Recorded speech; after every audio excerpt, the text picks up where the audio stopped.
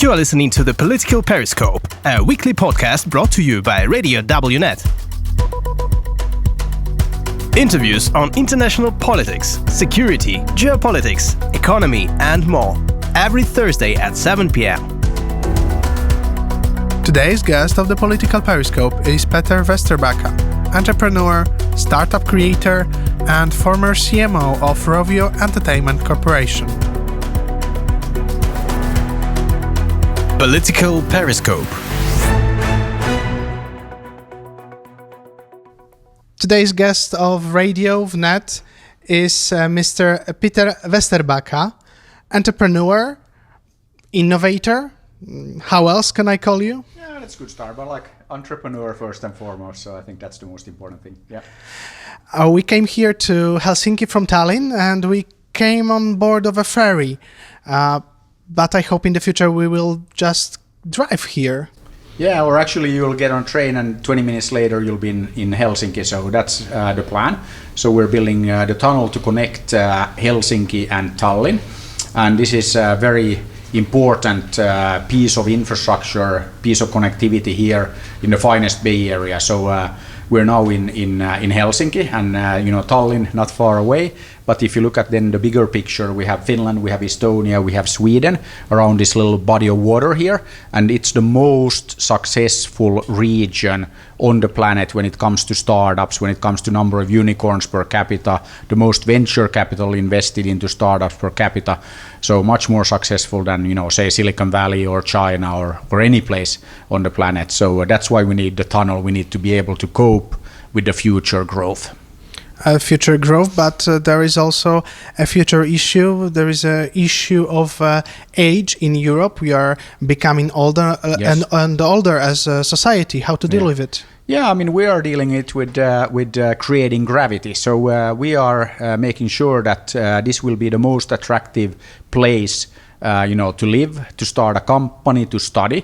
So we have been working very, very hard to attract more international students to our universities, but not only to our universities, also to our high schools, to our vocational schools. So we have started teaching Finnish language in over 20 countries to young people, 15, 16, 17-year-old, young people in Vietnam, in Uzbekistan, but now we've expanded that to the US, Canada, Brazil, Chile, Mexico, Malaysia, Indonesia, Namibia, Cameroon, Nigeria, Tanzania, so many places we're teaching the Finnish language.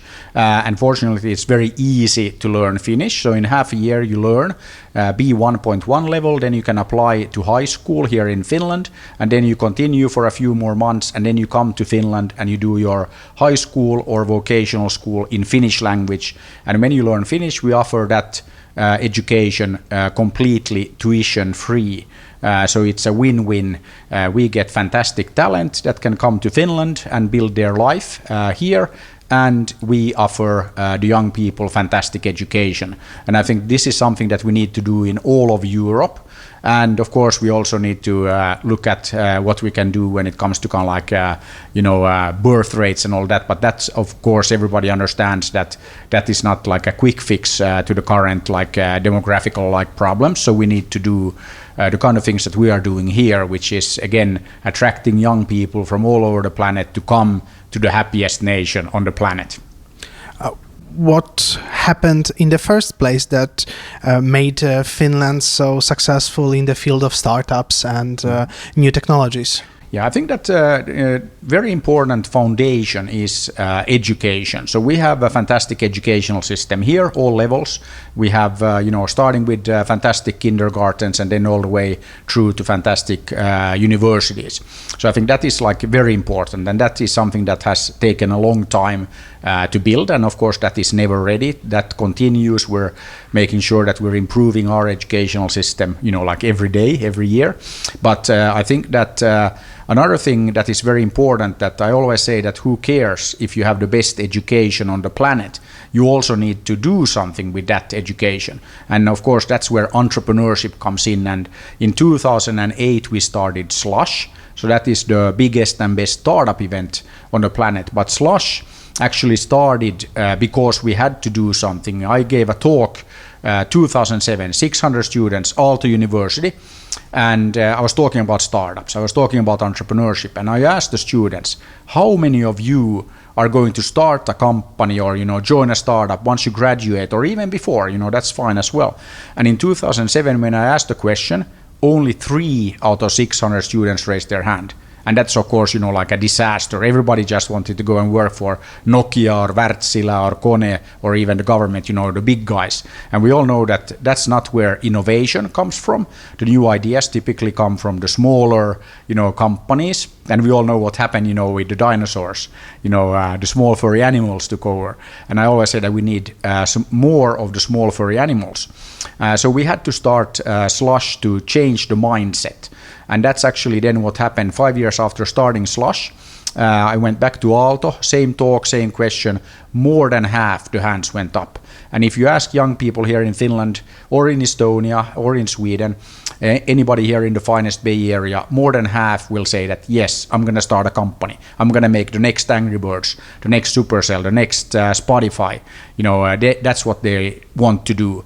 And I think that this is very, very important. And I think this is really kind of like a big ingredient in the success of the whole finest Bay Area. So not just Finland, that we have invested in education, but we have also then gotten people excited about changing the world. I mean, that's what entrepreneurs are all about, and changing the world. Best way is through startups, through business. And that is what our young people are focused on. They are starting companies to make the world a better place.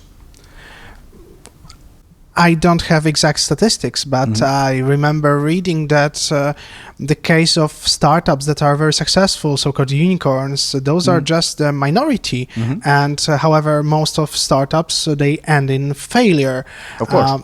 Isn't it somehow a false hope for young people that they can start a company and make millions? No, but I mean, it's again, of course, not all companies become unicorns, but also if you look at, take Estonia, 1.3 million people, 10 unicorn companies. I mean, that's like amazing. But of course, not all startups become unicorns, but many startups become successful. Okay, even more startups become not so successful and they actually fail. But I mean, that's just like also in life that, like when you try new things more often than not, they fail. But then you have to try and try again, and then eventually you will be successful. I think that's kind of like how it typically works, that it's a little bit like learning to walk, that none of us, just got up and we started walking. We tried to get up, we fell, we tried to get up, we fell, and then eventually we learn how to walk, to run, and everything. So it's very, very important to have that kind of mindset. And again, I think that young people understand that of course many will fail, but then you try again, and there's nothing wrong in trying and failing. Then after a while you figure it out. It's also called learning by doing. So I think that's the best way to learn. And this is something that I think is very, very important, that it's also to use like an ice hockey analogy that we always have to do in Finland, that you can be sure that you will for sure you will miss the shots that you are not taking. It's the same, of course, in football and basketball, on that if you don't even try, you will not score.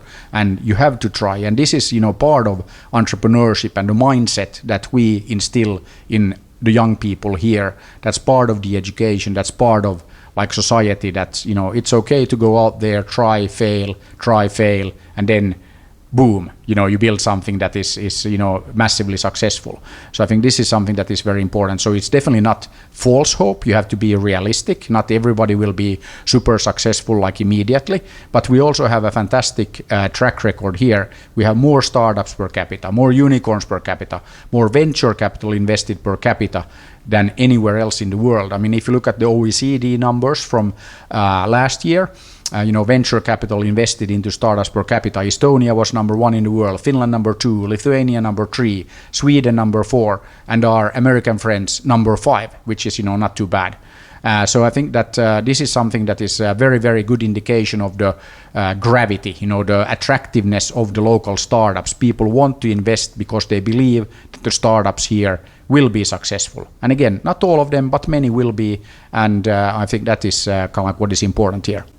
And what about traditional heavy industry that also has still its place in the world, and we moved it to China, to India, and what with it in Europe? Yeah, but I think that we have of course there is a role for also big corporations and bigger companies. I mean, there's some businesses, some industries where you need to have scale, and that's not going away.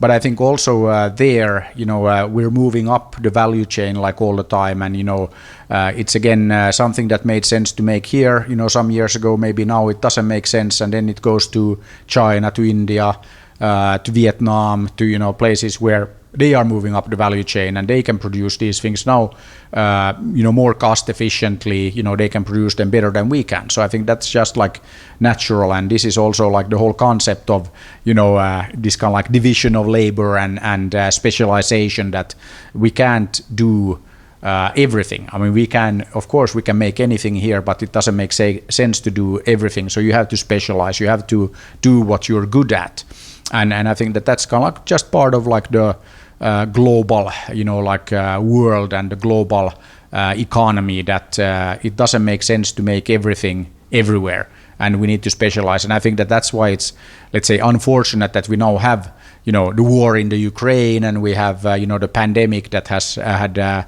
big impact on the global supply chains. But I really think that it's a good wake-up call also. We need to make these global supply chains more resilient, and that is something that also the war in the Ukraine is proving, like with the food and like the whole agriculture business, that we really need to think about how to make all of this. And let's not even talk about energy. I mean, everybody understands that's like a big challenge, that if you're dependent on our evil, Russian neighbors for your energy needs, obviously that is not like a good idea, and we need to remove these kind of dependencies. That's not good for any of us to be dependent on that. So I think that again, there's a lot to do. The world is not ready, but we'll make it better.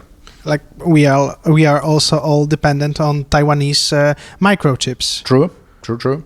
But I think that is also one thing that again, it's not very easy to replicate. Now there's the CHIP Act here and there, US, Europe, all of that. But I think that we should also understand that it's not something that you can replicate like overnight.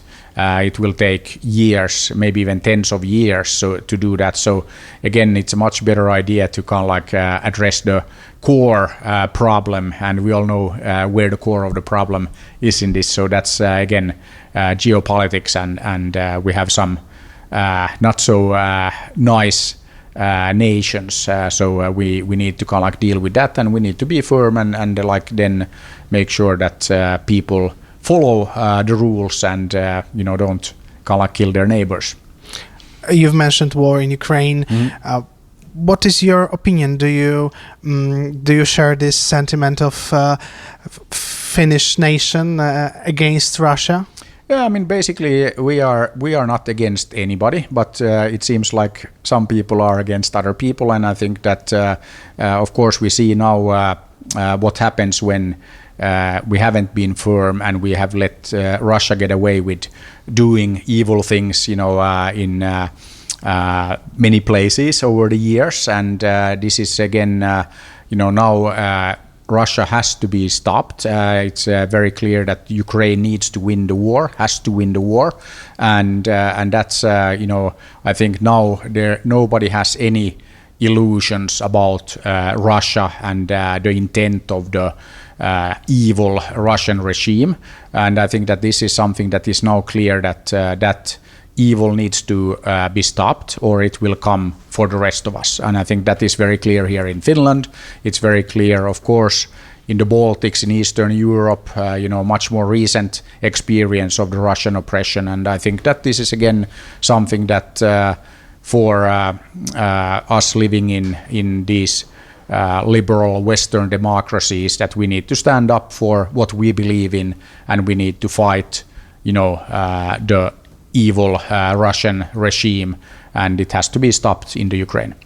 And what do you think about those IT companies or those people with very high skills living in Russia, some of them openly condemned Putin and the war in Ukraine, but some of them are silent or, appear to be okay with the situation. Yeah, I mean, it's a very tricky situation, but I think that we should support and we should help all the smart people in Russia escape and get out of there. So I think that is something that is very, very important. We need to have maximum brain drain. So all the smart people in Russia, very welcome to come to Finland, come to Europe, get out of there, before it's too late. But I think it's also a problem to say, and voice your opinion in Russia. If you mention war, you end up in prison very quickly. So again, also, have a bit of sympathy for, people staying silent. So understand that, it's not so easy in these nations where, you don't have freedom, you don't have, any rights. It's very clear that Russia is a fascist state, and it's not so easy. But I think that we need to help the people get out of there before it's too late. And I have many Russian friends, and they are definitely not supporting the genocide that is taking place in the Ukraine. Totally the opposite. And I think that we need to do whatever we can to help the people get out of there. I think that is something that is very important. But at the same time, we shouldn't, basically ignore the fact that many people are supporting the war. And I think that is, it's totally not acceptable that they can travel freely. So I think that needs to be stopped. And we need to also be very tough on people, supporting the war in any form or shape in Russia or anywhere else. So I think that we need to be very, very tough, and that is something that now there shouldn't be any illusion about the intent of the Russian regime.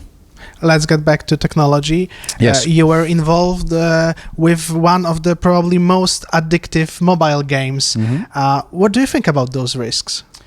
Yeah, so I think that, again, here in Finland, we've been very, very successful with, mobile games, and a big chunk of the global mobile games business is actually done out of this tiny little country called Finland with 5.5 million people. But we have a lot of talent in the games industry, so it's quite likely that you will see many, many more success stories. So not just Rovio and Angry Birds, but we already, Supercell, Small Giant Games, many, many more studios working on the next big thing. So I think that it's a very hit-driven business, like most of entertainment. So games is no exception.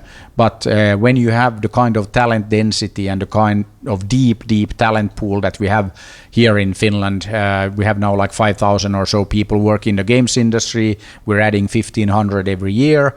That's a big number, even globally. So we can expect to see many more success stories coming out of Finland and like the whole finest Bay Area when it comes to games. So I think that it's the right place to be if you want to make the next big thing. Yes, but the risks of technology, like very addictive aspect of mobile games, for example, social isolation and other things that are prominent among especially young people. Yeah, but I think that it's not just isolation and all of that. And if you look at people now playing games, many of the games they are playing online, they are playing with their friends. So something that we look at as a very like isolated, solitary like experience is actually quite the opposite. It's very social, very interactive, interacting with people all over the planet. So I think that it's not like black and white.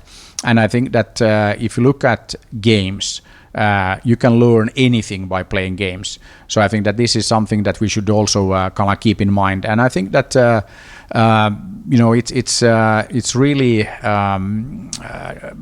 an untapped opportunity to really start designing much better learning experiences in the form of games. So I think that there is a much bigger upside than there is downside when we are looking at games, and we can learn a lot from the games industry. And yes, of course, many of the experiences have been designed to bring you back again and again and again. So I think that we also should apply the same approach, and I think that it would be fantastic to get people addicted to learning. And I think that we can do that by applying some of the same approaches and the same thinking that has been done in games for years and years. Well, I have to admit, I really improved my English thanks to computer games. Yes, totally, and that we see everywhere. How to make people learn through computer games or mobile games? I think that we need to bring together the best game designers, the best pedagogues. So I think that is something that we need to do, and then create learning experiences in the form of games. But it's very difficult to do. I mean, it's difficult to make hit games. It's also difficult to create fantastic learning experiences. But I think that this is something that we need to do. And I think that the example of learning English by playing games is fantastic. I mean, we've been studying that here in Finland since the 80s, and it turns out that boys speak better English than girls. Why? Because they play more games, and the games are in English. So it's not like the boys decide that, we're going to speak better English than girls, it's just because they want to play the games, so the motivation is there. Games are in English, so you learn the language because you have to, and you want to. Maybe that's kind of like a better way to frame it, that you really are motivated to learn because you want to play the games. And I think that if we can apply the same approach to learning in general, I think that we can make learning fun, and we can make it more effective. And I think that is really kind of like the future of learning, and that's where we need to go. Are all Finns as open and talkative and creative as you? I don't think that we can never kind of like generalize, and maybe Finns are known for being a bit less talkative, but I think that there's always the talkative Finns and the more quiet Finns, and I don't know if I'm like exception to the rule or something like that, but I think that you will find many people here in Finland that talk a lot. Of course, you might find even more that talk a bit less, but it's also kind of like an interesting culture here in Finland that we are also perfectly fine with being silent. So we could sit here now for like an hour and say nothing, and for me as a Finn, it's perfectly fine. I wouldn't feel awkward. It's perfectly okay. And I think that again, probably I'm a bit of the exception to the rule there, but you will find people here, and you will find Finns that talk a lot, but hopefully they don't only talk a lot, but also they talk about things that they actually know about, and we're not just talking for talking's sake, but we talk because we have something to say. And when we don't have something to say, we're perfectly okay to shut up and be quiet. What does it mean to be a Finn?